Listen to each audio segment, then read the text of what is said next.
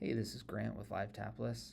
I'm going to demonstrate some of the new printing tools that we've just released. This is going to make printing your menus and designing your menus a lot easier, more efficient, and give you some more options for layout. So first thing you're going to notice when you load this page up is you're going to see this page break. So this was not available before. We just showed one long piece of paper, and then when you went to do the print preview, you'd see where the breaks would happen. So now we're going to be able to get that visual indication of a page break a little sooner, so we know that we have to make some changes to get it down to one page. Another thing that you're going to notice, this is a really good example, is previously we could only show categories in rows. So all of these would go across this row, and then when we set the number of columns for the entire menu, this one would only fill this space and we'd have all this white space. It's been asked for, and we have implemented a category layout of columns. So I'm going to switch this one to columns, and now you'll see that the categories go down the column instead of across the rows. And to make this one look just a little bit better, I'm going to change number of columns to 2. It's going to fill out a little bit better, but you will see that it goes to 2 pages. And rather than mess with font sizes manually and try to get that back down to 1 page, we have a new tool called Fit to Page Count. So this is going to fit to 1 page instead of 2. And it's just going to make everything a little bit smaller so it fits to 1 page. Open up that print preview, and it's going to be the exact same, just the 1 page. So that works for this menu, makes it look really good. I'm also going to highlight a couple of other things that we've done.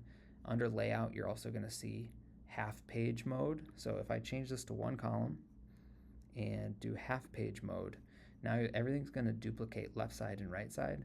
This is really handy for printing that menu out and cutting it in half, and then using those half sheets of paper for your menu. So all of that can be done now automatically. Some of you might have been doing that manually before, but now this does that printing side by side for you.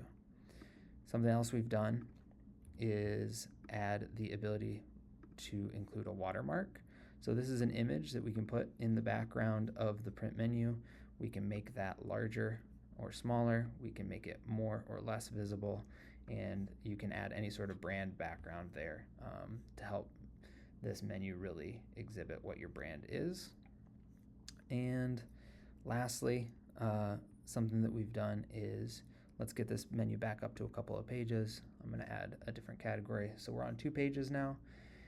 What's been asked for before is we have a logo on the top, we have QR code and footer on the bottom. If we wanted those elements to show on every page, we can now do that. So for messages, we are going to see show footer messages and header messages on every page. We can check those boxes, and that's going to get that QR code to show here. And then we are also going to be able to do the same thing with logo.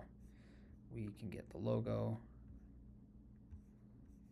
to show on every page as well, and that's a checkbox. So we're seeing it on the top of that page, we're seeing the footer on the first page, we're seeing a logo on the top of that page and a footer on that page as well. So we can toggle those things on and off and give ourselves a really good print experience that matches exactly what we're seeing in the preview.